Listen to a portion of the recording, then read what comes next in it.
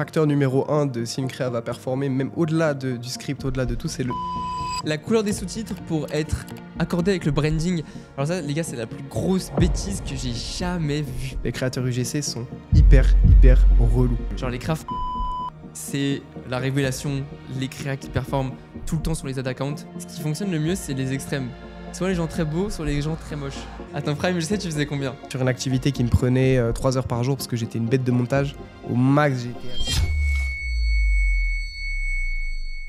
Ah Bon, bon? bienvenue Louis.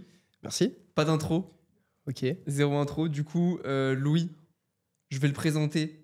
Je pense que tout le monde le connaît sur cette chaîne, mais du coup, c'est Louis, mon associé, et le top 1 créateur UGC français.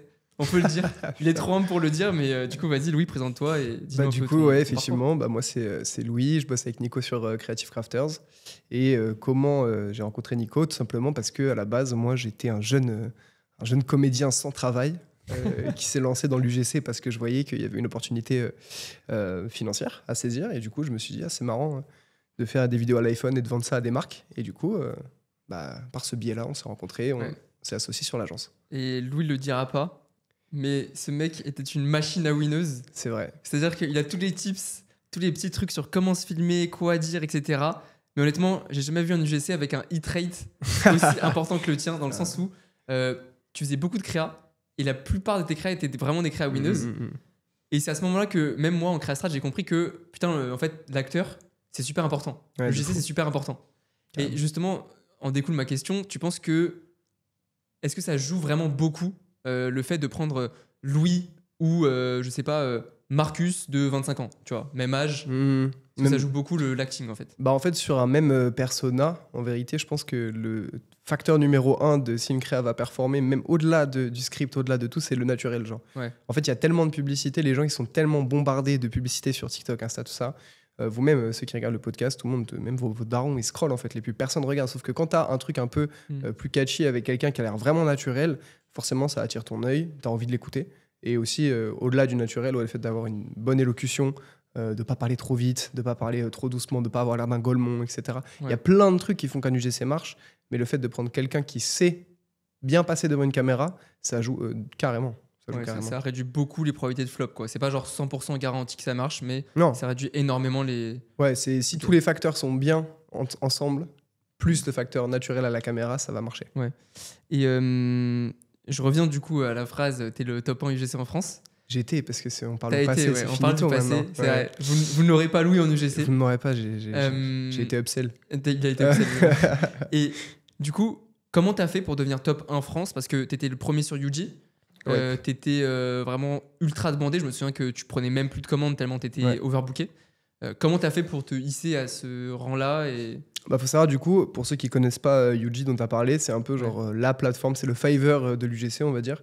Donc c'est là où la plupart des marques vont chercher leurs comédiens, leurs créateurs. Et au début, du coup, moi, je sais même plus comment je suis rentré là-dedans, en fait. C'est-à-dire que vraiment, c'est un poteau qui m'avait dit, ouais, regarde l'UGC, tout ça. J'avais dû faire des petites...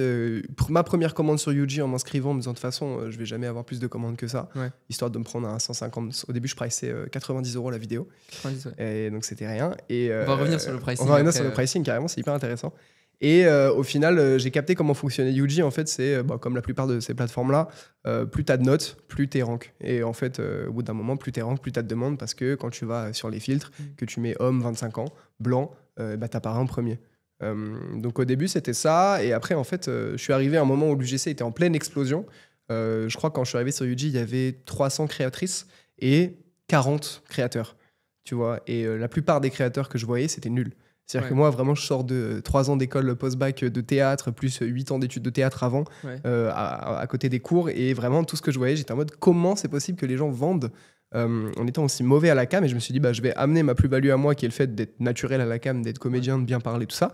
Et je vais essayer. Et du coup, j'ai commencé. Mes premières créas, c'était horrible. C'était vraiment horrible. Et est-ce qu'on peut mettre à la cam une de tes premières créas franchement, on va essayer de la mettre, mais je sais même pas si elle est retrouvable. Tu vois.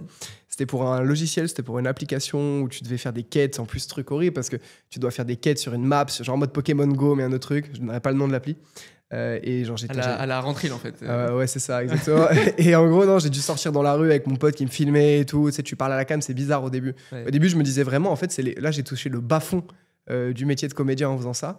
Mm. Sauf que après, plus t'en fais, plus tu gagnes de l'argent et plus tu te dis qu'au final, c'est très cool, quoi. Et pour donner un peu de value à nos amis e-commerçants, du coup, toi, tu leur conseillerais de plutôt aller chercher les top créateurs ou d'aller chercher du coup des créateurs qui viennent de commencer, sachant que le prix va avec. Les top créateurs, généralement, c'est plus cher. Quand on prend une plateforme comme Yuji, par exemple, ou tu conseillerais de prendre les gens qui sont un peu moins chers, qui... Pour moi, ça dépend de la taille de ta trésorerie, en fait. C'est-à-dire que si tu es un gros e-com, que tu as les moyens et que tu veux des créas de fou, tu vas pas t'embêter, tu vas aller prendre des top créateurs. Sauf qu'il y a une petite contrepartie. Les top créateurs, on les voit beaucoup aussi. Ouais. Tu vois, moi, je les connais, je leur connais leur nom. Même le fait d'avoir bossé dans l'agence, etc., on les connaît tous. Ouais. Tu vois. Et du coup, les gens, je pense qu'il y a aussi une partie de la fatigue qui se crée par le fait que quand tu as un pélo qui vend des produits tous les jours et que tu le vois tous les jours sur TikTok, tu te dis, ah, mais vas-y. Moi, carrément, à un moment donné, ça me reconnaissait parce que moi, je fais du contenu aussi sur YouTube et tout, machin. Ouais. Et j'avais des commentaires en mode, mais c'est toi que j'ai vu dans la pub pour la barbe et tout, machin. Ouais. Et tu sais, je suis en mode, ok, donc les gens, ils ont l'œil quand même. Donc, intéressant, moi, je conseille vraiment le meilleur conseil que je puisse donner, c'est prenez quelqu'un de votre entourage. Où vous savez que c'est quelqu'un qui est à l'aise à la caméra, ou quelqu'un qui peut être à l'aise potentiellement, qui s'en fout. Il n'y a pas beaucoup de gens en vrai. Ouais. Mais si dans votre entourage, vous connaissez un comédien, quelqu'un machin. Comédien, c'est le bon truc parce qu'ils n'ont pas beaucoup de travail en vérité. Il y a 1 million de comédiens en France pour 100 comédiens qui tournent, tu vois. Donc la plupart, ils attendent que ça en fait. Et vous les faites venir, ils disaient, je te file 50 balles, tu fais un script ou 10 scripts face à la cam, tu vois. Et au final, ouais, si la personne est naturelle, voilà, si c'est un e-com qui débute, si c'est un gros e-com, je pense, milieu du panier, des UGC qui n'ont pas énormément de commandes, entre 10 et 20 sur Yuji notamment, allez les voir. Yuji, c'est vachement bien d'ailleurs, hein, je tiens à le dire aussi, ça permet vraiment aux marques de trouver beaucoup de monde. Il n'y a pas trop d'autres plateformes comme ça en France. Bon, il y a Influi aussi. Ouais, Mogo, je crois. Mogo, Influi, ouais, c'est vrai. Après, TikTok, hein. Les canaux TikTok organiques. classique aussi, ouais, effectivement. Parfois, aller prendre, chercher même pas des micro-influenceurs, mais des gens qui ont 1000, 2000 abonnés sur TikTok, qui sont habitués à se filmer eux. Ouais, exactement. Tu vois. TikTok, j'ai une strat, Ouais. elle est incroyable pour trouver des bons créateurs. C'est les gens, ils peuvent aller taper le nom de leur niche ou le nom de leur produit dans le feed, et du coup, ils auront des personnes qui sont habituées non seulement à faire des vidéos, mais en plus à faire des vidéos dans leur niche et sur leurs produits. Et gros bonus, quand les personnes, ils ont le avant-après. Par exemple, c'est une skincare, tu vois, genre une skincare avant-après pour les boutons. Tu tapes genre avant-après bouton ou tu tapes le produit, tu tapes la niche. Tu l'as trouves déjà. cette personne-là, tu as des niches. Elle connaît pas les tarifs de l'UGC. C'est ce que tu avais fait, non pour, Exactement, pour un client à nous. Voilà, c'est ça.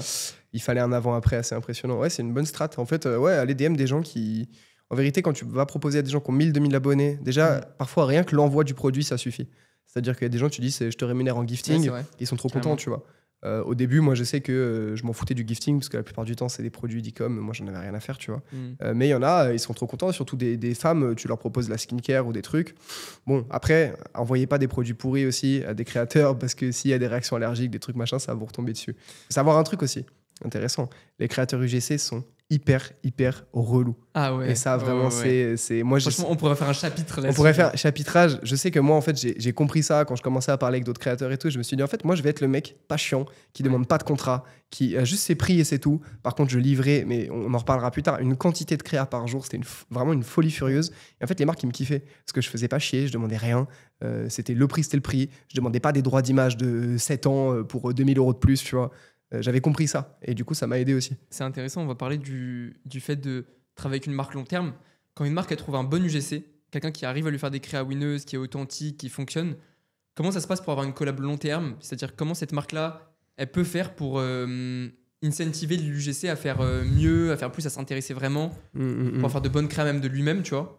Qu'est-ce que tu conseillerais aux marques de faire? Déjà dans la communication, parce que pour l'avoir beaucoup fait dans l'agence, du coup, le recrutement de créateurs au tout début, quand on se lançait et qu'on n'avait personne pour le faire, c'était une sacrée catastrophe. Mais j'arrivais souvent à leur dire, ok, nous on cherche des créateurs long terme. Ce qui est vrai en fait, c'est que si ton créateur il performe, tu vas le reprendre sur 10, 15, 20 créas. Après, au bout d'un moment, c'est très bien. Tu vas arrêter de spammer le créateur, mais lui, ça va lui faire un petit peu d'argent aussi, tu vois. En fait, tout tourne autour de l'argent avec eux. Donc, si tu lui dis, ouais, je te teste, au début, tu dis, voilà, on fait une première créa ensemble, plus cher ou voilà, le prix que tu demandes, si c'est 150 balles, je te paye 150 balles, et tu lui dis, par contre, nous, si ça performe derrière, on va te reprendre des créas. Et une fois que ça performe, parce qu'on parle dans le cadre où ça performe, tu lui prends un pack. lui prends un pack de 10-15 créas, et là, tu fais baisser les coûts. Ouais, tu tires le fou. Lui, il va être trop content de se dire, vas-y, je vais prendre un cas sur des créas, tu vois. Sauf qu'en fait, au final, toi, la créa, elle te revient à 60 balles, tu vois, Ouais. si tu négocies bien. Mhm. Donc ça, c'est hyper important. Après, il y a les créateurs qui font le montage eux-mêmes, les créateurs qui font pas le montage eux-mêmes. Ouais. Je conseille toujours, et ce sera moins cher pour vous, et les créas seront mieux de pas faire le montage par les UGC, sauf s'ils sont bêtes de show en C'est pas leur montage. métier en vrai. C'est pas leur métier. Après, ça fait partie du taf. Moi, je savais que j'avais les deux skills, tu vois. Ouais. J'étais bon en montage, j'étais bon en C'est pas créa. tout le monde en vrai. Mais pas tout le monde. Donc Ouais. la plupart du temps, c'est plus bénéf de prendre ta créa brute, raw, tu lui demandes juste les rushs. Comme ça, déjà, ça fait baisser ton prix. Quand tu l'appelles, il faut être convaincant. Tu lui dis, voilà, ou quand tu parles avec lui, la créa, elle te prend 20 minutes à tourner, c'est 150 balles, c'est très bien. S'il te demande des droits, tu dis, ouais, écoute, frérot, tu vois, me casse pas la tête. Un an de droit. Un an de droit, voilà, machin ou quoi. Et après, t'envoies la créa à un monteur que tu payes 10, 15, 20 balles, tu vois. Et au final, ça te revient beaucoup moins cher et c'est Donc, mieux. pour toi, si récapitule, pour négocier l'UGC et faire vraiment descendre le prix, donc de la quantité quand l'UGC est bon, évidemment. Quand t'as pas le facteur quantité parce que t'as pas encore testé l'UGC, tu lui dis que si c'est bien, collab long terme. Ouais. Tu lui demandes que les rushs en brut. Ouais. Ok. Et le gifting. Gifting, et un autre truc que j'ai pas dit, c'est montrer aussi que vous êtes pro. Parce que les UGC, ils reçoivent beaucoup de messages, de C'est vrai beaucoup que d'e-com. ils font pas, généralement, les e-commerçants, ils sont pas du tout Pas carrés. du Ils tout sont carrés. pas pros. Ils parlent à l'UGC comme si c'était leur pote. Ouais, tu vois. Alors qu'en vrai de vrai, même si moi, j'aime pas ce truc corpo, T'es obligé. en vrai, t'es obligé pour au moins que le mec il se dise ok, je bosse avec une marque cool et ça aide à faire descendre le prix, c'est vrai. C'est la vérité, Ouais. je recevais beaucoup de messages au bout d'un moment sur UG et il y avait genre 30% de mecs. Je dis la vérité, les gars, vous êtes des sgeeks. Genre vraiment Ouais. des messages écrits à la Zub avec des trucs. Rien n'est carré, tu comprends même pas quel est le produit. Ouais. Le mec, il pense que sa boutique, c'est Nike et du coup, t'avais. Mhm. Enfin, tu vois, soyez carré. Demandez à la GPT, ça prend 2 minutes. Faites un Ouais. message bien corpo, un truc bien clean. Montrez que vous êtes professionnel avec eux parce que les UGC avec qui vous allez bosser, ils ont déjà bossé avec des marques plus grosses que vous la plupart du temps. Montrez que vous êtes pro, que c'est carré et c'est le meilleur moyen de les avoir dans votre poche. C'est vrai, très bon conseil. Et du coup, selon toi, c'est un peu la même question, mais pourquoi il y a certaines marques qui cartonnent avec des UGC et, alors que d'autres, par exemple, ils prennent des UGC en boucle et ça marche jamais. Est-ce que tu penses que c'est vraiment un problème de marque, de fit avec le format, ou c'est un problème de fit avec le créateur est pas bon? Non, là pour moi c'est plus un problème de strat. Ouais. En mode au bout d'un moment, un créateur qui est bon, donc si tu, enfin, créateur qui est pas bon, tu bosses pas avec lui. Si ton créateur, quand tu reçois les rushs, tu te dis ah ouais, il est horrible, bah là oui, ça va pas performer. Mais si le mec est bon et que tu as testé plusieurs formats, plusieurs angles, c'est juste que tes scripts sont mal écrits, tu vois, au final. Parce que c'est vrai qu'on avait précisé, mais tu as aussi un background de creative strategist. Oui, Maintenant, il a fait toute la chaîne. j'ai Il fait a tout fait- dans les ads. J'ai fait tout du bas jusqu'au haut. Mais oui, ça va être important aussi de capter le persona que c'est, tu vois. Si tu as un produit où il te faut un mec tatoué, beau gosse, nanana, te dis pas, vas-y, je vais prendre un gars, bon, il correspond à moitié, mais ça va passer. Non, travaille ta recherche, mets plus de temps à trouver quelqu'un. Et en fait, si tu as le combo persona parfait, même, on l'a déjà vu, si le gars est pas hyper bon face à la caméra, mais si c'est le meilleur persona possible et que ça fit parfaitement avec ton audience et ton produit, bah là, ça va performer aussi, tu vois. Même s'il est mid, je dis pas quelqu'un qui est horrible, mais quelqu'un qui est pas insane, ça va marcher quand même. Et est-ce que tu penses aussi que, parce qu'il y a beaucoup de gens qui disent, ok, mon produit, il est fait pour les hommes, il me faut un homme dans la créa. Alors qu'on l'a vu, tu vois, sur beaucoup de créatives, un produit pour femme marketé par un homme et un produit pour homme marketé par une femme, ça marche très souvent mieux. Ça marche encore mieux. Ouais, la plupart du temps, on m'a beaucoup proposé de faire. La plupart du temps, on me proposait des trucs de mecs. Tu vois, sauf quand on a commencé à bosser ensemble et que tu m'as mis sur des produits target pour les femmes, tu vois. Moi, j'ai un persona homme blanc de 25 ans, tu vois, plutôt beau gosse. Oui, c'est vrai. Non, mais ouais, c'est important de connaître ton persona aussi quand t'es créateur, tu vois. Et effectivement, quand tu allais chercher à parler aux femmes, etc., ça marchait 10 fois mieux parce que c'est la psychologie inversée, c'est classique. Si t'es un homme et que tu veux plaire, en fait, toi, si t'es un daron de 40 piges et que tu te trouves trop gros et que t'as une femme qui dit, ah, moi, les mecs, ils mettent ce truc-là pour compresser le bide, je tombe sous le charme, tu vois. T'es beaucoup plus à même d'aller acheter que l'inverse, tu vois. Ouais, forcément. Tu conseillerais quoi à une marque qui a pas du tout de budget? Donc, tu l'as déjà dit un peu. Prends ton cousin, mais fous-le devant l'iPhone, tu vois. Ouais, c'est ça. Moi, ce que je dis souvent, c'est prendre quelqu'un de son entourage, mais prendre quelqu'un de ton entourage qui est un peu familier avec la niche, qui va bien parler de ton produit. Si tu as un vrai produit, tu as un bon produit, quelqu'un qui utilise le produit, ce serait encore mieux. Mais prendre quelqu'un dans son entourage qui a ce problème-là, c'est une dinguerie parce qu'il va utiliser exactement le bon wording, les bons mots pour toucher le cœur de cible? Bah, je pense qu'il y a plusieurs techniques. Déjà, la première, c'est de faire tes créas toi-même. Sauf que la plupart des e-commerçants français, c'est des pirates. Jamais ils montreront leur tête dans les créas. Ouais. Tu vois, donc si tu veux pas montrer ta tête dans les créas, moi, j'irais pas te dire de faire des créas IA parce qu'en vérité, ça fonctionne. Mais moi, je suis pas forcément encore partisan de ce truc-là. Tu vois. Je pense que pour démarrer, tu vas faire quelques ventes avec Après, des créas IA. Les créas VO3, VoiceOver, là, ouais. franchement, ça marche bien. Ça marche bien. Après, en vérité, si on est vraiment en train de donner des tactiques de pirate, bah, au début, tu voles des créas, tu vois. Tu voles les créas de tes concurrents, tu vas dans Eleven Labs, tu fous la voix en français et tu te débrouilles, tu vois. Mais si tu veux vraiment un truc plus authentique, tourne-toi dans les créas. Si tu veux pas tourner dans les créas, un poteau à toi, qui s'en fout. Ou sinon, ça, c'est un autre truc, tu vois. Si tu as un e-com assez petit, pas forcément en termes de vente et quoi, mais que tu as un peu d'abonnés sur Instagram ou sur TikTok, faites une story en disant que vous recherchez des gens qui veulent juste faire des témoignages. Appelez vos clients, tu vois. Ouais. Ceux qui ont déjà fait des ventes, tu les appelles, tu leur dis voilà, ils sont déjà familiers avec ton produit, je t'offre 3 mois gratuits ou je t'offre un produit en plus et tu me fais une petite vidéo témoignage, tu vois. 100%. Et Il n'y a personne de mieux que vos clients pour parler de vos produits. C'est ça, tu vois. Ouais. Et ça marche bien de fou. Il faut pas hésiter, quand tu as déjà un SAV un peu mis en place et tout, un petit mail, ton client il reçoit ça, il se dit ah, incroyable, j'ai juste à parler du produit. Pas une créa de fou, tu mets la lumière naturelle devant ta tête, qui pose l'iPhone, tu lui envoies un script ou même pas d'ailleurs, tu lui laisses juste dire client satisfait, qui a mis une petite note ou quoi, et tu lui envoies un produit, ça te coûte rien, tu vois. Moi, ce que j'aime bien faire par rapport à ça, c'est parce que il faut quand même que la vie soit un peu structurée, mais pas qu'il soit forcé. Donc, tu poses des questions. Genre, en gros, tu mets qu'est-ce que ça t'a fait avant de prendre t'étais comment avant de prendre le produit, t'es comment maintenant, quel effet ça a eu sur toi, quels étaient les problèmes que tu avais avant. Donc, toutes ces questions-là à répondre en facecam. Et là, tu as le témoignage parfait. Si tu lui demandes bien de répéter la question. Non, sans répéter la question. Parce que ça, moi, je trouve que c'est un peu bizarre une créa où tu as juste quelqu'un qui dit. Ou sinon, tu dis juste 100%, tu lui envoies juste des guidelines, tu vois. Voilà les angles marketing qui marchent, voilà ce qu'il faut dire. Témoigne, sois le plus organique possible, naturel possible. Ouais. Et si ça va pas, tu lui demandes de refaire ou quoi, tu vois. Du coup, si vous n'avez pas de budget, demandez à vos clients, demandez à vos proches qui ont ce problème. Et TikTok gifting si vous avez un bon produit. Après, attends, on n'a pas parlé d'un truc aussi. Quoi ? C'est que tu n'es pas obligé de mettre ta tête dans une créa, tu vois. Tu peux faire, il y a certains produits où tu peux faire, tu vois, juste des créas où tu as un unboxing ou des formats qui nécessitent pas que tu aies ta tête. Tu mets ta voix off, tu peux modifier ta voix si vraiment tu veux pas qu'on te reconnaisse, tu vois. Et ça se fait très bien aussi. Ouais, en POV quoi. Ouais, POV, les lunettes méta ou quoi, tu vois. Bon, mais il y a un truc de plus cher qu'un UGC, aussi, mais. Ouais. Cela dit, les lunettes méta, pour ceux qui ont le budget, en vrai, la qualité est dingue. Et les créas sont vraiment clean. Carrément. Nous, on l'a fait plusieurs reprises et franchement, c'est clean. Tu sais, les créas post-it qu'on avait fait pour un de nos clients, typiquement, il n'y avait même pas de voice-over, même pas de visage dedans, c'était juste des close-up de post-it collés sur le produit. Et c'était une winneuse, tu vois. Ouais, c'est vrai, je me souviens. Parfois, il n'y a pas besoin de faire compliqué et vous pouvez vraiment tourner les créas vous-même. Donc, bon, certes, même si les créas fondateurs, en vrai, ça marche trop bien. Genre, les créas fondateurs, c'est la révélation. C'est vraiment les créas qui performent tout le temps sur les ad accounts. Et si vous n'en avez pas, allez les faire. Parce que ça rajoute trop de trucs. En fait, ça rajoute de la trust. Ça rajoute la créa, elle est trop bien. Enfin, ça perf, c'est trop cool. C'est trop cool. Ouais. Et voilà. Et au niveau, du coup, tu parlais de comment faire des briefs authentiques. Comment tu transformes un brief qui est un peu vague, tu as une idée, en truc un peu authentique? Qu'est-ce que tu dis à l'UGC pour que ce soit le plus authentique possible? Alors, ça dépend si c'est un UGC qui connaît ton produit ou qui connaît pas du tout ton produit. Mais partons du principe qu'ils le connaissent pas du tout. Déjà, de base, il faut pas que ton script il soit vague, tu vois.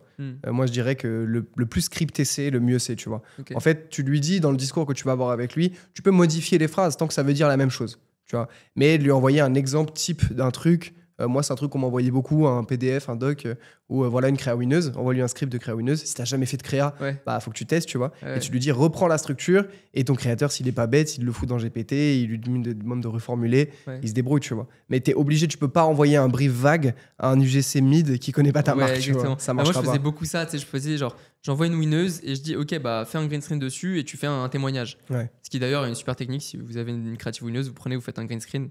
Et ensuite plus témoignage.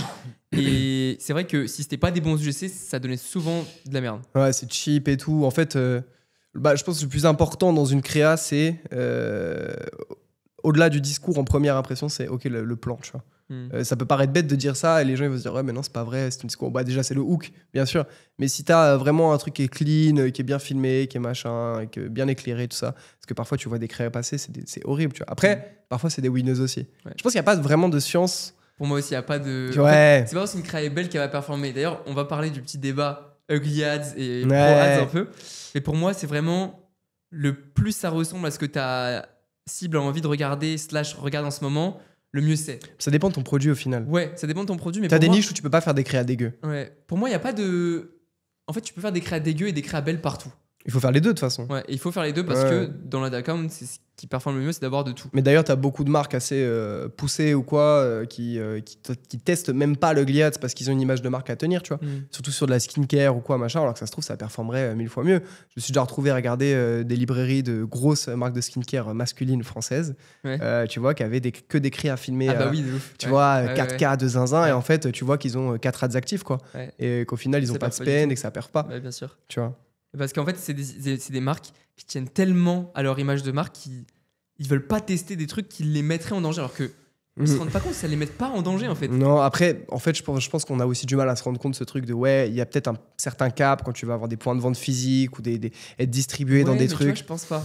Parce que ça rend tellement. Quand c'est bien fait.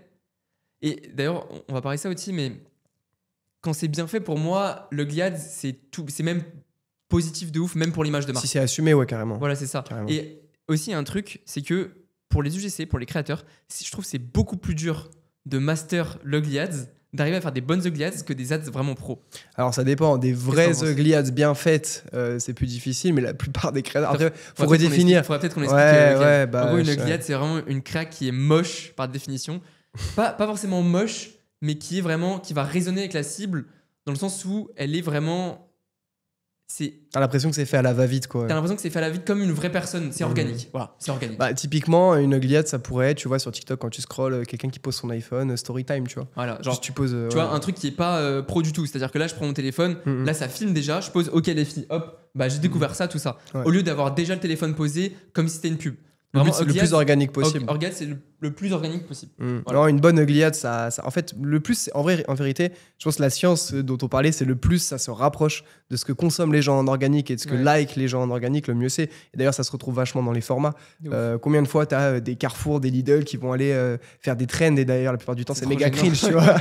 Mais ça montre que, ouais, ok, en fait, il faut juste répliquer ce qui fonctionne en organique, envoyer à ton UGC. En plus, ton UGC, ça lui parlera. Tu dis à un UGC, ouais, tu me fais une story time TikTok. Bah, l'UGC, il va capter, tu vois. Alors que si tu commences, tu sais, j'ai déjà reçu des briefs, vraiment, c'était ok, tu dois être devant ta fenêtre avec le coucher de soleil, Ouais, c'est horrible. la lumière reflète tes frères. Qu'est-ce que tu me racontes Tes yeux pour. Ouais, non, c'est ça. C'est ça, tu vois. Mais j'ai déjà reçu des trucs, j'ai pas l'anecdote derrière, tu vois, mais des trucs où parfois tu dis, en fait, ils comprennent pas. Ouais. Et du coup, moi, j'écrivais parfois les briefs aussi pour eux, donc parfois, je faisais strat, tournage, montage, tu vois. Ouais. Pour pas beaucoup de thunes. Si j'avais pris un pourcentage du spend, les amis, je serais pas là, tu vois. Mais ouais, il y en a beaucoup qui rêvent un peu aussi, tu vois. Ouais. Mais du coup, ce serait quoi ton conseil pour tourner des bonnes ugly ads? Ah, des bonnes ugly ads. Ouais. Bah, tu prends ton tel, tu vas sur TikTok, ça dépend du format. Si on dit format storytime, format, tu sais, créé à écouteur. Il y a quoi d'autre comme format un peu ugly ads, crash test. Ouais. Tu vois, et tu dis, t'envoies à ton UGC, tu lui dis, vas-y, regarde cette vidéo-là qui a été virale, qui a fait 100 000 likes par exemple, juste d'un pélo qui teste son truc, tu vois, et tu lui dis, tu me fais la même chose, je veux la même créa avec mon produit, et comme ça, vu qu'il a un support, c'est beaucoup plus facile, parce qu'une ugly ad pas maîtrisée, ça va être plutôt cringe, tu vois. Et du coup, à ce moment-là, tu préfères en tant que UGC que ce soit scripté quand même? Non. D'avoir un script ou Pas sur ces formats-là. des guidelines, quoi. Ouais, vraiment, Ouais. bullet point, tu vois. Ouais. Voilà ce qu'il faut mettre en avant, tu te débrouilles. Et si ton persona est difficile et que c'est pas. Je te mets dans des positions difficiles. Ouais, hein, mais genre, ouais. et si ton persona il est difficile et que tu sens que c'est pas un top UGC, Hmm. comme toi qui pourrait faire une créa, tu vois, avec un lien d'inspi et boum, tu peux faire une ugly ads. Bah, pour Oui, moi, ugly ads, c'est obligé d'avoir quelqu'un qui maîtrise. On est d'accord, Faites pas faire des ugly ads à des darons de 45 ans qui sont pas avant à d'être l'aise. avec elle. Avant d'avoir. Ouais, à moins d'être avec elle ou d'avoir déjà bossé, etc. Mais en fait, si tu dois trop dire à ton UGC ce qu'il doit faire et qu'il te pose 50 000 questions, c'est red flag, tu vois. Ok.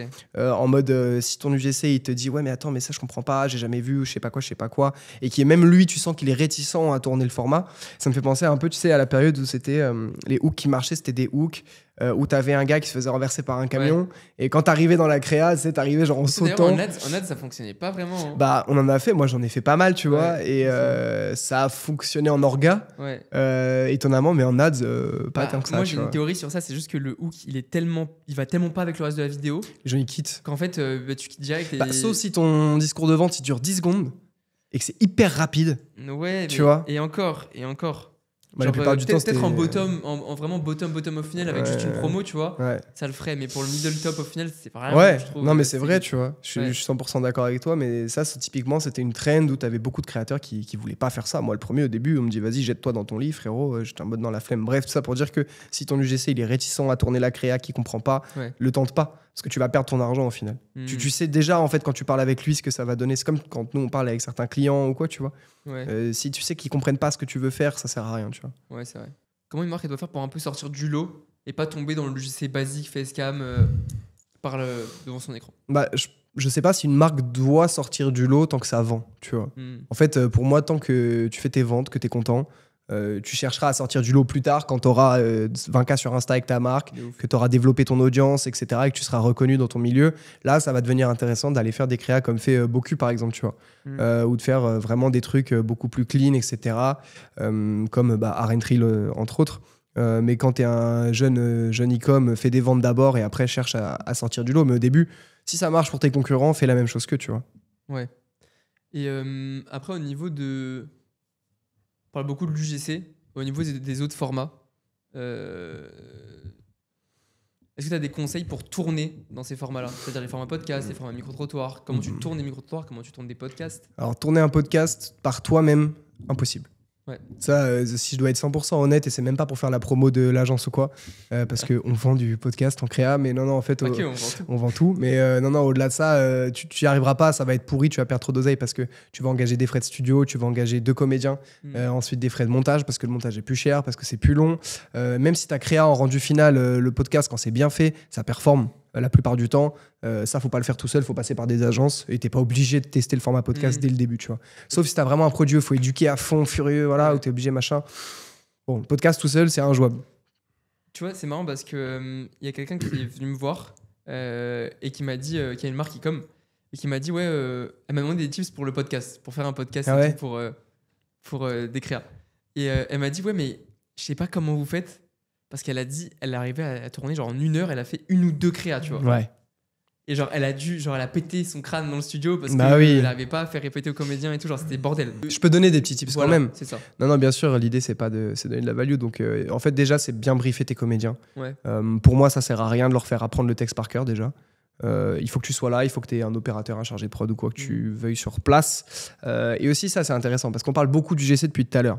Pour moi, sur du format podcast, prenez pas des UGC, prenez des acteurs, des comédiens, des comédiennes. Parce que les UGC, ils sont chez eux, tu les fais déplacer déjà, ils vont te demander 500 balles de plus. Enfin bref, alors qu'un comédien, il vient en studio, il tourne 1 heure, tu le price 100, 150 balles, il est content, tu vois, très content même. Moi, je dis tout le temps aux comédiens, et ça, c'est intéressant dans la négociation, parce que ça fait partie du job aussi. Je dis, attendez, 100 balles 1 heure, le SMIC horaire, c'est 12 € de l'heure, tu vois. Ouais. Je dis, là, vous prenez 100 € sur 1 heure. Ils me disent, ouais, mais les droits d'image et tout. Je dis, bah, c'est inclus dedans. Je dis, si on te paye aussi cher, c'est parce que ça comprend la presta, qui, on peut dire, est payé le SMIC, et le reste, c'est les droits, tu vois. Ouais. Et généralement, quand tu leur dis ça, ils ont le truc de, ah ouais, c'est vrai, tu vois. Je viens 1 heure, je tourne mes créas, et Donc, je rentre chez moi. Donc en vrai, ils peuvent utiliser un peu la même technique avec les UGC quand ils sont chez Tu eux. peux, exactement. Moi, c'est l'argument du le SMIC horaire, c'est 12 € de l'heure. Je l'ai ressorti, genre, je pense, 500 fois, tu vois. Ah ouais. Vraiment, c'est. Et à chaque boîte fois. secrète. Ouais, ça, c'est la technique secrète, tu vois. Et à chaque fois, ils sont choqués quand tu leur dis ça, tu vois. Et bon, t'en as certains qui vont dire, ouais, mais machin, je sais pas quoi. Bon, bref. Next, mais en tout cas, pour le podcast, bien préparer le truc en amont, que tes scripts soient bien écrits. Ok, et par rapport aux autres formats, donc Micro-trottoir ouais, par exemple, micro-trottoir. Moi, je suis pas. Pour tourner dedans quand c'est des fakes micro-trottoirs. Ah, fake micro-trottoir Ouais.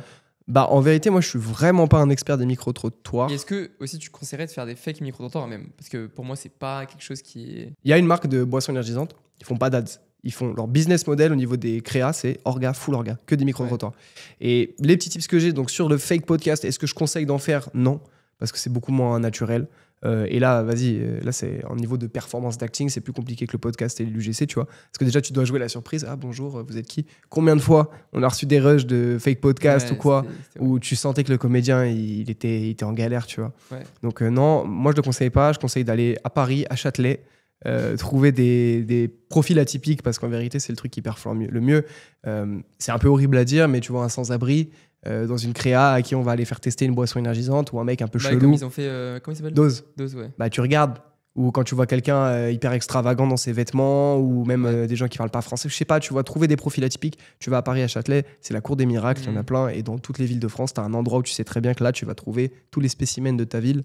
et ça marche mieux, tu vois. Ouais, en vrai, globalement, après, c'est toujours la même chose. Hein. Au final, c'est trouver ce que ton client il regarde, faire pareil, répliquer en ads. Et... Bah ouais, après, il y a une strat aussi sur les micro-trottoirs, c'est les filles très jolies, en dépendant de ce que tu vends, mais en hook, voilà, la fille la plus jolie. Et puis au final, quand sa réponse à la question que tu lui poses, poser une question qui n'a rien à voir avec ton produit. Tu vois, je sais pas, imaginons qu'on vende faudrait trouver des sous-vêtements. Bon, là, je vais vraiment dans le truc, mais tu vends des sous-vêtements et donc ton premier hook, t'as une fille hyper jolie et tu lui demandes combien de fois elle lave ses culottes par semaine. J'en sais rien, je dis n'importe quoi. Ouais, bah en vrai, ça peut être un hook. Et c'est un hook, et au final, la réponse de la meuf, tu la mets tout à la fin de la créa. Tu vois, comme ça, tu maximises ta rétention. Ouais. Et après, t'as ton call to action, tu vois. Et ça marche bien. Donc des gens beaux, c'est hyper important aussi pour les UGC, ça on l'a pas parlé. Mais ce qui est marrant, c'est que ce qui fonctionne le mieux, c'est les extrêmes. Soit les gens très beaux, soit les gens très moches ou très bizarres. Ouais. Pas forcément très moches, mais très chelou, très atypique. C'est pour ça que toi tu marchais bien parce que t'es moi j'étais très moche. Sur le côté très atypique, moi. Très moche. Ouais, c'est ça. Très moche, très atypique, très bizarre. Non, mais ouais, dans vos UGC, dans vos podcasts ou quoi, prenez des gens qui passent bien à la cam physiquement aussi. Tu vois, c'est hyper important d'avoir des gens beaux en vérité. Et quand tu scrolles, quelqu'un de moche, tu t'en fous. Si t'as une belle image ou un truc. Ouais, justement, je trouve que. Bon, après, ça joue pas beaucoup. Genre là, c'est vraiment le. C'est de la micro-optimisation. 1%, 99, tu vois. Carrément. C'est pas vraiment. Vous focussez pas là-dessus. Non, mais si tu veux avoir tous les ingrédients pour maximiser tes chances de performance, bah, c'est toujours mieux d'avoir tout ça, tu vois. Mais c'est un tout, c'est pas si t'as juste une personne belle. Ouais, donc trouver des gens atypiques, c'est bien. Bah après, ça s'applique plus en vrai au micro-trottoir. Ah oui, je parle 100% micro-trottoir. On parle que des micro-trottoirs, ne vous me reprenez pas. C'est vraiment que pour les micro-trottoirs, trouver des gens atypiques. Pour les UGC, tout le monde fera l'affaire, vous inquiétez pas. Non, 100%, prenez pas le sans-abri en bas de chez vous pour faire un UGC, ça va pas marcher, tu vois. Non, ni en micro-trottoir, d'ailleurs, ne faites pas ça. Ah bah, c'est une strat. Ils peuvent, mais après, c'est avec leur éthique. Hein. C'est vous qui décidez, tu vois. Si vous donnez de l'argent, finalement. C'est quoi la plus grosse erreur que les marques font quand elles bossent avec un créateur, tu penses?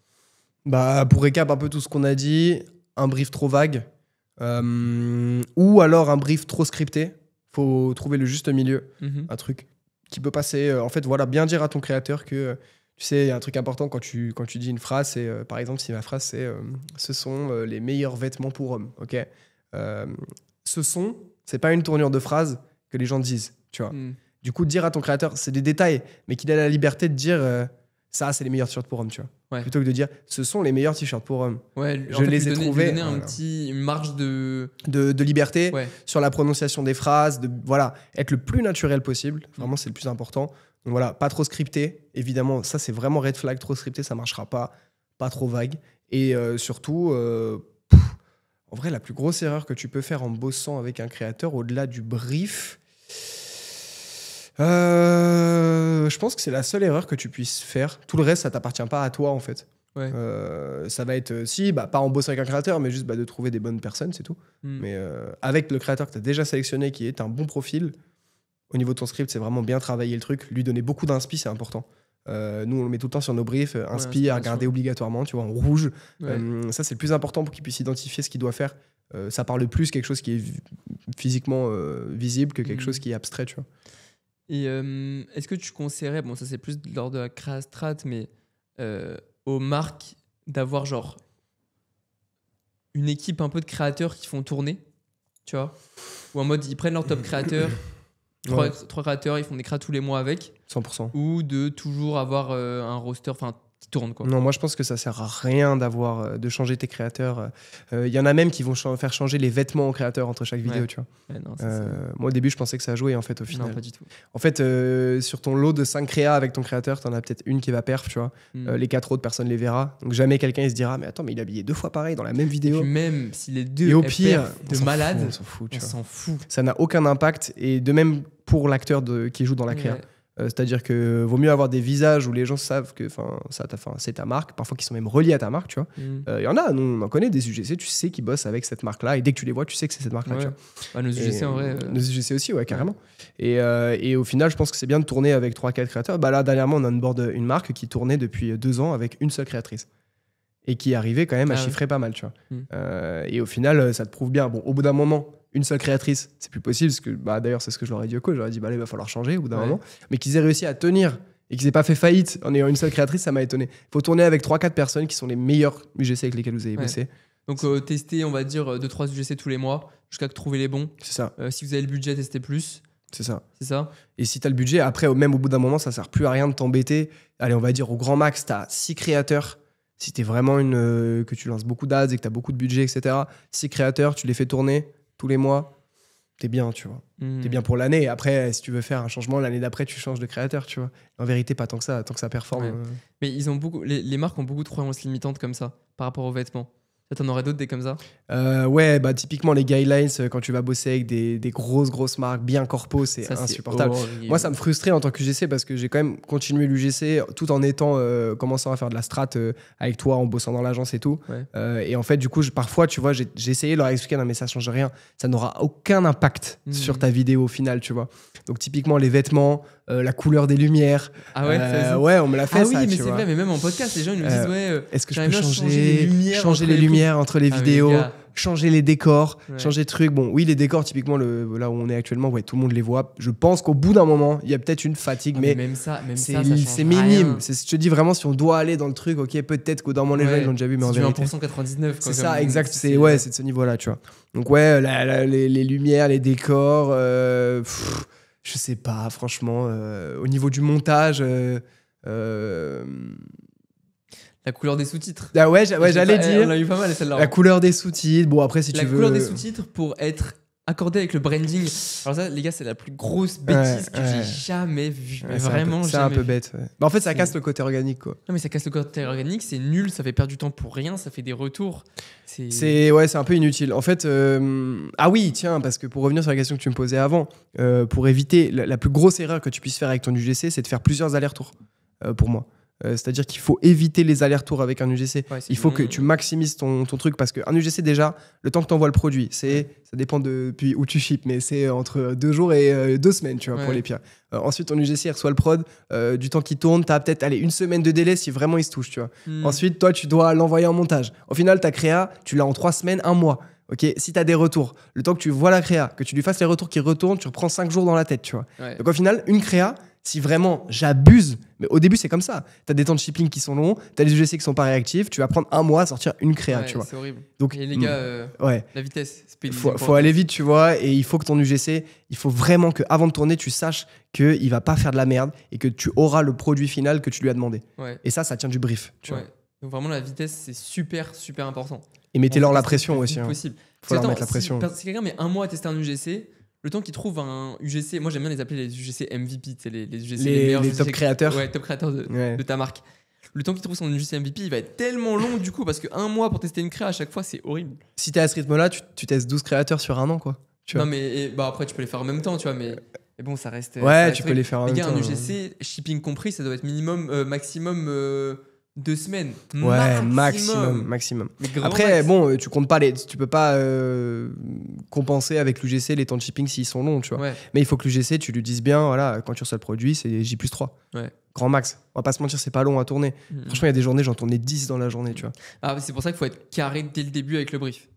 Hyper carré. Hyper carré. Et n'hésitez pas aussi, un truc intéressant, à lui faire faire, parce qu'en fait, c'est compris dans le tarif, un max de b-roll. Un maximum de b-roll. Donc, tu as ta créa et au final, en dessous de ton brief. D'ailleurs, peut-être petit tips intéressant, il y a beaucoup de briefs qu'on reçoit sur Google Doc, tu vois, au début. Moi, je trouve que c'est pas terrible. Je trouve que les briefs en collaboration sur Notion sont bien. Tu lui partages ta page, ton tableau, tu vois. Ou les briefs Clipcrafter. Ou les briefs sur Clipcrafter bientôt. Et ouais, t'as tes shots, t'écris hook, machin, body, tout ça. Ensuite, tu lui mets le shot à dire, à droite, le visuel. À droite, tu refais une colonne instruction monteur. Comme ça, tout le monde reçoit le même fichier, tu vois. Et ça, c'est bien. Et en dessous, tu lui mets bombarder le 10, 15, 20 b-roll, tu vois. Et comme ça, après, toi, tu stockes tout. Aussi important, tu stockes tout avec Clipcrafter dans ton. Alors, Clipcrafter, ça trie les rushs, un CRM créa, les gars. Ouais. Non, mais si tu stockes tout sur un Drive ou sur un SaaS, tu vois. Et il n'y a pas beaucoup de SaaS spécialisés e-com pour faire ça. Et du coup, tu stockes tous tes b-rolls et tu les réutilises dans toutes tes créas. Le mec, qu'est-ce qu'il va te dire? Bon, alors oui, vaut mieux le prévenir avant, lui dire voilà, si tu lui fais signer un contrat, dire que certaines images seront réutilisées dans d'autres créas. Si tu veux vraiment être très carré, c'est toujours mieux de carré. Après, ça, pas trop besoin en vrai. Mais... Non, mais pour éviter les problèmes, je vais pas donner des mauvais conseils, tu vois. Non, ça. Mais donc, il faut demander un max de b-roll. Et surtout que ils peuvent les réutiliser à fond. Après, ils peuvent faire des mashups à l'infini. Et si tu rebosses avec lui, il aura pu aller faire aussi, tu vois. Ouais, il aura pu aller faire et tu peux lui demander autre chose en plus. Ouais. Et ouais, donc demandez pas que les b-rolls dont vous avez besoin pour la vidéo. Demandez-en d'autres aussi pour d'autres vidéos. Carrément. Et au niveau des problèmes, comment éviter les problèmes et comment tu règles les problèmes quand t'en as un? Parce que j'ai quelqu'un qui m'a contacté récemment qui m'a dit ouais, il a un gros problème avec une UGC, qui a vraiment, il a été prêt à partir en justice avec. C'est allé loin et tout. Il lui a proposé 2000 €. Elle a dit non. Elle a dit non, c'est pas une question d'argent. Genre. Non, en vrai, le plus important, c'est vraiment d'éviter les préjudices avec les UGC, c'est-à-dire que tu as quand même un droit à l'image qui rentre en compte. Et ça, ouais, on aime bien se dire, oh, vas-y, il va pas me casser les couilles et tout. Oui, 99% du temps, ils vont rien dire. Mais si tu as 1% qui peut vraiment te faire chier, parce qu'au niveau de la justice, le droit à l'image, c'est hyper important. Ouais. Il peut vraiment te faire couler ta boîte, tu vois. Moi, je pense que le mieux, c'est d'être clair avec eux. Tu fais signer un contrat, tu as un droit d'image d'1 an. Ça te reste, c'est suffisant. Même si ta créa, c'est une big winneuse, elle va pas tourner 2 ans, tu vois. Après, on est d'accord que bon, pour ceux qui veulent faire en mode un peu pirate, ils peuvent faire contrat d'1 an et tant que l'UGC dit rien. Tant que l'UGC dit rien, et voilà. Et c'est un UGC, déjà, il sait pas aller sur une librairie. C'est-à-dire que l'UGC, il sait pas retrouver sa créa, tu vois, la plupart du temps. C'est pas pour négliger, c'est juste que c'est pas leur truc. Moi, quand j'ai commencé l'UGC, je savais pas du tout retrouver mes créas, tu vois. Jusqu'à ce que je travaille en agence, tu vois. Et au final, en vérité, ouais, soyez carré avec eux. Faut pas trop abuser, je pense. Faut pas trop abuser du truc. Essayez pas non plus de trop en demander termes de tirage vers le bas de tarif, tu vois. Faut que ça reste cohérent, même si le mieux c'est de payer le moins cher possible, tu vois. Mais en plus aujourd'hui, l'UGC c'est tellement populaire que t'as des mecs en école de commerce qui se mettent à faire de l'UGC parce qu'ils savent qu'il y a du bif à se faire. Tout le monde est cher aujourd'hui. Tu vois, en parlant de bif. À ton prime. À mon prime UGC, combien tu faisais combien pour être 100% honnête, sur une activité qui me prenait 3 heures par jour parce que j'étais une bête de montage, donc j'allais super vite. Au max, j'étais à 6-7 000 € par mois. 6-7 000 € par mois. Ouais, okay. voilà. Tu sais qu'il y a beaucoup d'e-commerçants. Ils vont se dire, ils vont se lancer dans l'UGC. Hein. Tu sais, c'est possible. Non, mais en fait, après, attention, franchement, je vous dis la vérité, les gars, j'enchaînais, j'allais vraiment vite, tu vois. J'avais des techniques de montage, j'avais tous mes presets, je tournais, ça me prenait. En plus, je tournais tout à la cam, moi. Ouais, c'est vrai. Tu vois. Au début iPhone, après à la cam, et en vrai, ouais, c'était vraiment. Mais c'est capé. Et en plus, je paraissais pas super cher pour moi. C'était pas très cher. J'étais à 250 la créa avec le montage. Ouais. Bah, et en vrai, en 250, paye pas 250 € vos UGC. Hein. Non, payez pas 250 € vos UGC. Mais aujourd'hui, je suis sûr que ça fait un moment, je suis plus sur UG depuis 1 an, tu vois. Mais je pense qu'aujourd'hui, t'as des mecs qui price 1000 balles la créa. Hein. Après 1000 balles la créa, jamais non, mais t'as des marques. Il y en a un sur UG, je sais plus. Ah, mais c'est le mec qui filme en 4K. Un vieux un peu, tu vois, un daron. Ouais, il fait des micro-trottoirs, les créas, elles sont clean, tu vois. Est-ce qu'elles perfent ou pas? Je pense que oui, un petit peu. Et le gars, ouais, il y a lui aussi. Ouais. On parlait pas du même, mais ouais, il y a lui qui fait des trucs de zinzin, tu vois. Il y en a qui sont vraiment bons, mais jamais vous payez 1000 balles la créa, sauf si t'as la trésorerie à Louis Vuitton. Et encore, non, mais même si t'as une grosse trésorerie, 1000 balles la créa, c'est de toute façon, si t'as tout l'argent du monde, tu fais ce que tu veux, tu t'en fous. Mais en e-com, ça sert à rien, tu vois. Comment t'as vécu ta transition entre UGC et Créastrat? Qu'est-ce que tu pensais qu'il y avait de l'importance et en fait on n'a pas, et qu'est-ce qui a de l'importance? Hyper intéressant. Moi, au début, quand j'ai commencé l'UGC, je connaissais pas grand-chose. Je pensais que le plus important, c'était la forme, alors qu'en vérité, pas du tout. Le plus important, c'est le fond. Et du coup, quand j'ai commencé... En fait, bon, après, vas-y, à force d'en faire, tu commences à voir, mais sauf que quand tu es UGC, tu n'as aucun retour sur les performances de ta créa, à part si la marque veut rebosser avec toi. Tu vois, c'est ça que tu dis, ça a dû bien marcher. Tu sais pas ce que c'est qu'un spend, tu sais pas ce que c'est qu'un ROAS, tu sais pas analyser des datas d'un business manager tant que tu connais rien. Du coup, quand moi j'ai commencé à faire de la strat, à apprendre déjà tout ça, j'ai commencé à dire, en fait, il y a une vraie science derrière, tu vois. Et à capter déjà l'importance du hook, qui a vraiment de l'importance, tu vois. L'importance de ta rétention sur la vidéo, l'importance au final, que tout ce que je pensais qui était important était useless. Vraiment l'importance d'avoir un bon script, la compréhension du persona. Quand tu reçois un brief en UGC, tu ne peux pas te douter du travail qui est en amont quand c'est bien fait. Tu vois, de savoir que, ok, peut-être qu'ils ont hésité entre toi ou plusieurs personnes, peut-être qu'ils ont regardé 15 de tes vidéos avant de te prendre, tu vois, tout ça. Donc vraiment le persona le plus important. Et ensuite, de capter qu'en fait, le plus important, c'est ton brief. C'est tout le travail de Créastrat, tout simplement. Comme je disais au début, je pense qu'avec un UGC mid, si tu as le meilleur brief du monde, ça va passer, tu vois. Et ça va perf de fou. Ouais, c'est vrai. Donc, vraiment se concentrer sur le copywriting. Vous ne vous concentrez pas sur la forme. Et d'ailleurs, un truc que je sais pas, faudrait peut-être qu'on teste, c'est vraiment une idée que je dis là, tu vois, mais je le vois parfois sur des créas, c'est les open loops. Tu vois ce que c'est une open loop? Donc, pour ceux qui savent pas, c'est de dire ok les gars, il faut que je vous parle d'un produit de fou furieux. Grâce à ce produit-là, j'ai eu ça, machin, mais je vais vous en parler juste après, tu vois. Et après, tu parles d'un autre truc. Tu parles d'un autre truc, etc. Et le fait de dire je vais vous en parler après, C'est une open loop et c'est une technique utilisée pour la rétention, tu vois. Ouais. Et en fait, de faire en sorte que vraiment ta promesse dans ton hook et dans les 5-6 premières secondes de ta créa, bon, généralement, la structure, c'est problème, agiter le problème, nanana, bénéfice, ça, produit. Et ben en vrai, c'est qu'il faut que ce soit hyper fort, vraiment aller taper les émotions aussi. Bon, après, c'est plus de la créa strat, ça. Ouais. Mais vraiment aller taper dans les émotions au niveau du hook à fond, que vraiment le gars, quand il voit ta créa, il se dit, ça, c'est moi. Tu vois, que ta cible, elle se dise, le gars qui fait la vidéo, c'est moi, c'est mes problèmes. J'ai le même truc, c'est soit un peu de bide, ou typiquement le fait d'être imberbe chez les hommes, tu vois, ou chez les femmes, je sais pas, je suis pas une femme, tu vois, les douleurs de règles, ou des trucs comme ça. Que vraiment, t'es quelqu'un qui soit méga naturel et que tu te ressentes vraiment représenté dans la créa, quoi. Donc voilà. Il y a un truc comme ça où genre, tu commences par l'effet désiré en hook. Genre, tu te dis, bah, ça c'était un avant-après, typiquement. Ouais. Ça, c'est les résultats il y a 3 mois et maintenant, donc avec une belle peau et tout. Et après, au lieu de donner le produit, tu pars direct dans les problèmes. Mais tu vas loin, tu vois, tu peux dire. Parfois, il y a des créas où c'est abusé, typiquement l'acné, en mode, ouais, je me faisais vanner, je me faisais bully à l'école, je trouvais pas de femme. Vraiment, en fait, plus tu vas aller loin dans l'émotion, plus ta solution va donner envie, tu vois. Ouais. Et ouais, hyper important. Donc, passer beaucoup de temps, moi je dirais, c'est super important de passer beaucoup de temps à faire de la recherche plus qu'à faire autre chose, c'est-à-dire rechercher vraiment votre persona, rechercher les points de douleur les plus profonds de votre persona, et ensuite vous faites un bon copy. Le bon copy, vous le donnez à un bon persona. Le bon persona, c'est un bon UGC. Après tout ce qu'on a dit, hein, qui est authentique, etc. Et là, il y a la formule pour que tout fonctionne en fait. Ouais. Toutes les chaînes qui font que. Il y a beaucoup d'appréhension au niveau du tarot aussi, de certains UGC, de beaucoup d'e-com qui se disent, mais vas-y, je vais payer mon UGC 150 balles, mais si je suis pas rentable, je fais comment, tu vois. Et quand tu commences, c'est hyper dur. Non, mais quand tu commences, t'as quoi? T'as 1000 € de trésorerie et en fait, c'est même pas ton dépôt de capital, tu vois, je sais pas. Et t'as pas de thune et t'es en mode, ok, bah, je fais quoi? Bah, en vrai, franchement, comme on a dit, fais les créas toi-même. Ouais.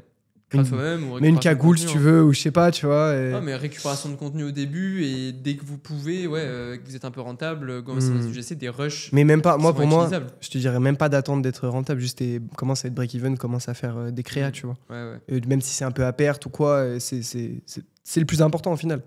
C'est le plus important. Donc faut se salir les mains, faut apprendre à faire des créas. Mais il y a évidemment après le step du dessus, c'est-à-dire qu'au bout d'un moment. Parce que là, on parle beaucoup des e-com qui commencent, mais tu as aussi la problématique des gros e-com qui peuvent plus gérer le flux, tu vois. Ouais. Et ça, c'est une autre problématique. C'est-à-dire qu'au bout d'un moment, tu as trop de briefs à envoyer. Parce qu'au début, tu vas le faire tout seul, ton brief. Ton montage, même parfois, tu vas le faire toi-même, alors que c'est ton shop et tout. Ouais. Et au bout d'un moment, entre le shipping de tes produits, la réception des rushs, le visionnage des rushs, le montage, les V1, les V2, le media buying, comment tu fais, tu vois? Et il y en a plein qui sont dans cette situation. Là, j'avais parlé avec un gars qui fait plus de 50K par jour. Et lui, il me disait qu'en fait, il faisait même plus de review. Les rushs, il regardait pas. Ouais. Ce qu'il envoyait aux UGC, c'est limite s'il regardait pas. Il envoyait des liens. Je comprends pas. À droite, à gauche. Et en fait, il s'occupait plus du tout de ça, tu vois. Ouais. Enfin, en mode, il avait pas délégué, mais il envoyait. Et du coup, il recevait des rushs, il envoyait au monteur, il regardait rien en fait. Et du coup, le nombre d'argent qu'il a perdu, ce mec, à faire ça parce qu'il a pas délégué ou parce qu'il a pas su s'entourer. Hein. Parce que tu peux déléguer à beaucoup de gens. Tu peux déléguer une agence, tu peux déléguer à des freelances, tu peux déléguer à qui tu veux. Tu peux déléguer à un UGC aussi. Et tu peux déléguer. Bon, après, moi, je suis pas fan de donner la créastrat à un UGC. Pas la créastrat, mais. Le script, même, je suis pas fan. Par exemple, tu vois, la marque dont on parlait tout à l'heure, avec qui on bosse depuis pas longtemps, avait une UGC qui faisait strat, créa, montage. Ouais, mais ça, c'est des players. C'est rare, c'est très rare. Tu vois. Tu trouveras pas. Moi, je sais que tu vois, quand j'étais UGC, il y avait une marque, une grosse marque, tu vois, qui voulait me prendre en full time. Ben, je peux pas dire qui c'est, tu vois. Okay. Mais ils voulaient me prendre en full time, ils voulaient que je taffe avec eux sur toute leur créa et tous les mois, ils me faisaient 3000 balles de vidéos, tu vois. Ouais. Et j'étais en mode, c'est trop bien, nan. Mais ouais, il faut, au bout d'un moment, il faut passer au stade où tu vas commencer à déléguer. Ouais. Gérer un flux du GC, c'est une catastrophe. Hein. Ouais. Flux du GC, même de rush en général. Hein. Ouais, si tu t'imagines, ça veut dire à chaque rush que tu reçois, tu prends ton script, tu regardes tu vas sur Google Drive, tu regardes le truc, tu charges les vidéos. Est-ce qu'il a dit chaque mot bien? Est-ce que chaque plan est bien, machin? Mais t'as pas que ça à faire. Ouais. Et puis en vérité, les e-commerçants ne sont pas des créastrat. Ouais. Tu vois. Commence en vrai, de plus en plus. Ils ont tous des notions de créastrat parce qu'ils sont obligés de passer par là pour faire le créa, pour scaler tout. Un e-commerçant qui a réussi. C'est un bon créastrat. C'est un créastrat décent, au minimum. Ouais, t'es obligé. C'est au minimum un créastrat décent parce qu'il connaît son personnage, il sait faire des créas. Mais t'auras pas tout ton temps de cerveau dispo dans ça. Et honnêtement, on l'a vu, pour être créastrat, il faut avoir un cerveau entier disponible. C'est un métier. C'est un métier à part entière. C'est hein. vraiment un métier. Faut être capable d'être vraiment savoir multitask à fond aussi. Mm. Parce que tu dois faire ta veille, tu dois faire ton écriture, tu dois tout le temps regarder plein de trucs. En plus, après, tu as l'analyse de perf. Enfin, vraiment, le métier, il est tellement complet, tellement dur que même nous, tu vois, dans l'agence, on donne pas plein de marques à nos créastrat. Ouais. On les limite aussi, tu vois. Ouais, on les limite justement pour qu'ils soient focus sur On le a tout fait, on marketing. a testé parfois de donner 5 marques, etc. Et on voit qu'en fait, quand ils en ont 2, déjà, c'est bien, tu vois. Ouais, Et ça permet de maximiser les pertes. C'est pour ça qu'on bosse avec plein de gens aussi, tu vois. ouais. Et c'est pour ça qu'au bout d'un moment, ça devient bénéfique de juste donner le travail à un freelance ou à une agence. Évidemment, c'est mieux de bosser avec une agence, tu vois.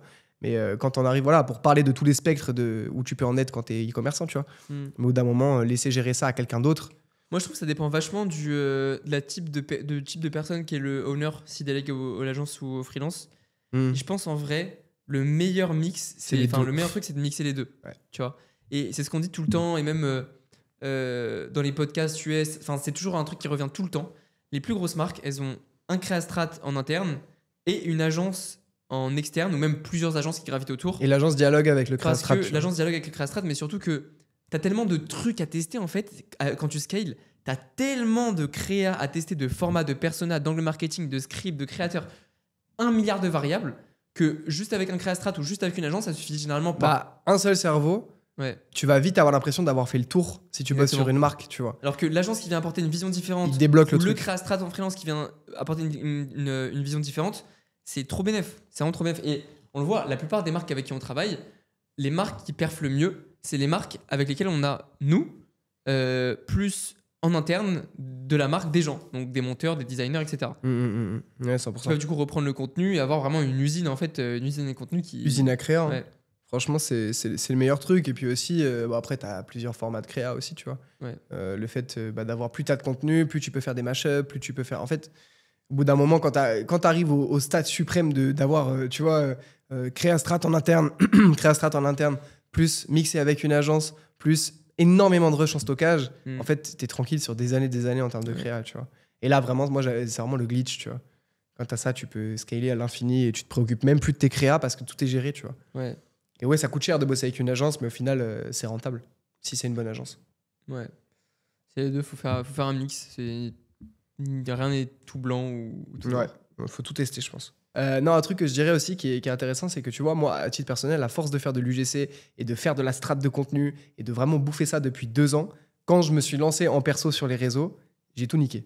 Tu vois ce que je veux dire? C'est-à-dire que vraiment, j'avais tout masterisé la création de contenu en ads et ça m'a énormément aidé pour l'organique, tu vois. Tout ça pour dire que quand tu as la formule secrète, ça marche pour tout. Ouais. Et que quand tu as des bons UGC, parce qu'on n'en a pas trop parlé, parce qu'on parle que d'ads aussi depuis le début, tu vois.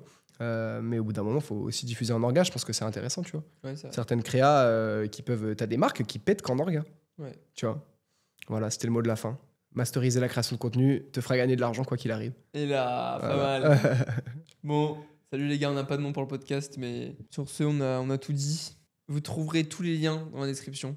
Ouais. Si vous voulez bosser avec notre agence, si vous êtes un UGC que vous voulez nous rejoindre, Ah, vous voulez intéressant, bosser ouais. avec nous, on Intéressant. vous mettra le lien aussi. Si vous voulez tester le SaaS Clip Crafter, pour ceux qui ont, pour les gros e-commerçants qui dépensent, qui font beaucoup de créa, c'est vraiment un CRM créa. Donc vous pouvez tout faire au même endroit, les briefs, les retours, avoir les rushs triés. Pas comme sur Drive où c'est le bordel. Vous pouvez aussi vous inscrire juste en dessous. Et voilà. Inscrire à quoi? Inscrire à la waitlist. Ou si le SaaS est sorti, il y aura le lien juste en dessous pour le SaaS.